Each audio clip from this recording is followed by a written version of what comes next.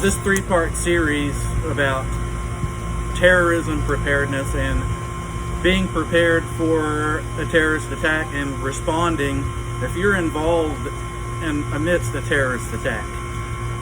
First one we're talking about is ventilation. You think ventilation, when most people think of terrorism, they think of explosions, crumbled buildings. When you think about 9/11, you think about large infrastructures falling, being destroyed, real sudden catastrophic damage.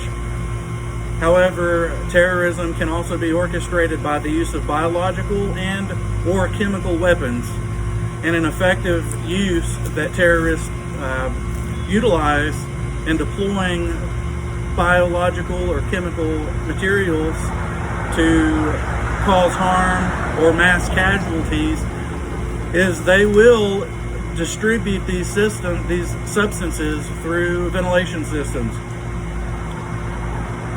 And as a building manager or somebody that's occupying a large building, whether it's a government building, a conference center, you name it, a key to being prepared for these kind of attacks is to know your HVAC systems, know your air handling units. Where are they? Where are your air inlets?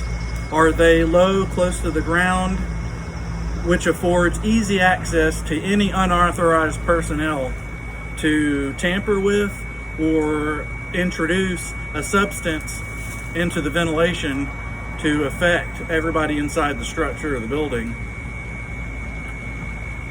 Knowing the layout of the air system, the ventilation, knowing the authorized personnel who has access to the units and the systems, and having physical security.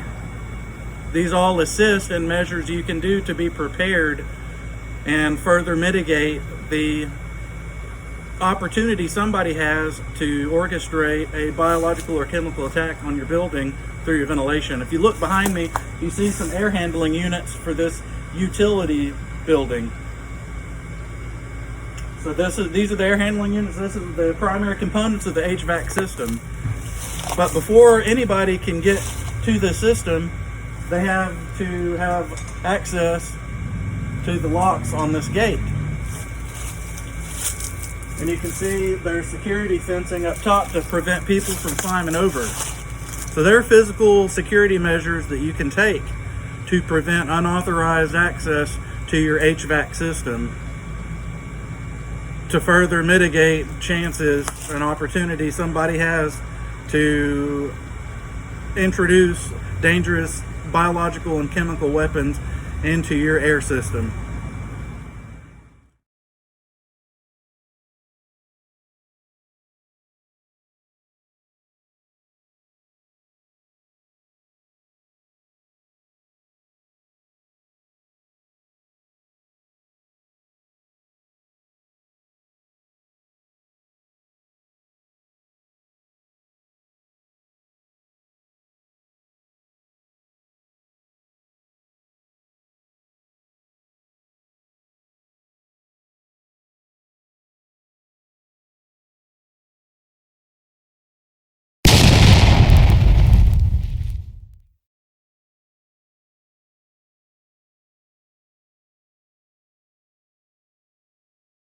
Months and weeks following the September 11th attacks in New York City, multiple people and several people were infected with anthrax, which is a well-known chemical known to be used in terrorist attacks. Some people got really sick. Unfortunately, they recovered. Some people were not so fortunate, and they died as a result of anthrax exposure. And chemical weapons, the threat of biological and chemical weapons is real serious. These are not sudden catastrophic events. These are slow, and the way chemical weapons work, by the time that epidemiologists can figure out what's going on, there is no telling how many people have been exposed to and are infected. And it's relatively easy to expose somebody to a chemical weapon like anthrax. It's as simple as lacing any kind of letter or mail or just small parcel like this with a small, a chemical with a texture of maybe baby powder, maybe even finer than baby powder, that you cannot even see with your naked eye. And when somebody opens it, they don't have any protective equipment, no PPE on, because they don't suspect. People get mail all the time. They have absolutely no idea that they're going to be exposed to a biological or chemical weapon. So if you see, one of the ways to be prepared is to really inspect all items of mail. If you're at a building or organization that runs a very scheduled, routine shipment of mail, when you get something that's unscheduled, you should consider that suspicious. You should consider possibly alerting the authorities, management, know, hey, something's not right about this. Or look at the addressee. Who is the mail addressed to? Who's it from? Is it from somebody that nobody knows? Is it addressed to somebody that has no association with your organization? And it's not just small letters that can be used for terrorist attacks. Just an unassuming cardboard box. However, it could be used to distribute biological or chemical weapons, just like a small envelope could. Or it could be used to house improvised explosive devices. And a lot of the same protocols you use with mail, you would use with any suspicious package like this. If it's an unscheduled delivery, if it has a weird return address, the handwriting, where's it coming from, location, was the box just sitting on the roadway, was it sitting outside the door, was it delivered appropriately, was it delivered properly?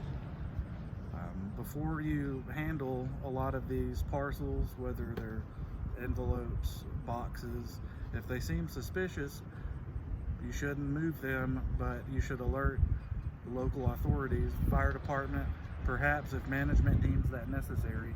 You don't really want to handle a lot of packages that you think are suspicious and just throw off a bunch of your red flags.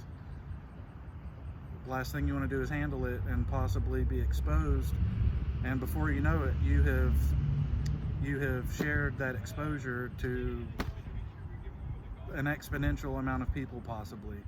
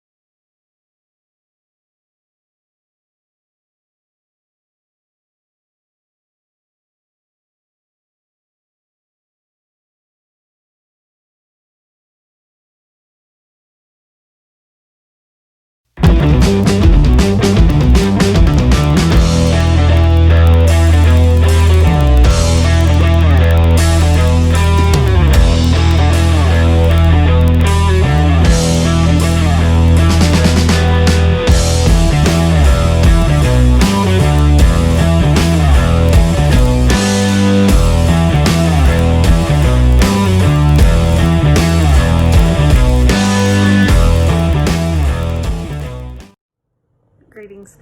My name is Callie Lawrence and I am an administrator for the IDEA Public School District. I have worked at many school districts, and what I will say is, while the announcement made on the intercom might be different, the procedures that are put in place for an active school shooter are still the same. Teachers are to lock their doors and barricade it with what they can. The students are to get as far away from the window as possible, preferably against the wall and out of sight. Administrators will then, if the all clear, will walk to each classroom and allow teachers to unlock their doors. Teachers are not to open the door for anyone except an administrator even if someone says they are the police. This is for safety purposes only. Now, usually after an active shooter call has been made, an announcement will come over the intercom to give the all clear. Teachers are still to stay in place until an administrator releases them, just in case there has been in fact a hostage situation, since most school districts have the same policy and procedure in place. Unfortunately, I will say that in my career in education, I have been on lockdown a few times. Fortunately, there were no rounds fired. However, we are required to do an active school shooting drill once a semester at minimum per the Texas State TEA regulations.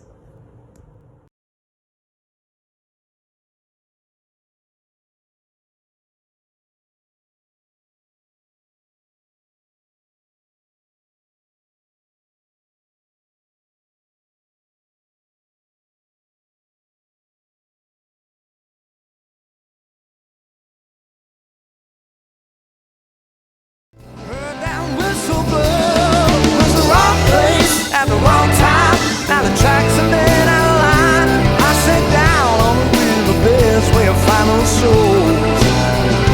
It was the first mate on the 4-day around my shiver ground. I sat down on the riverbeds where your final souls.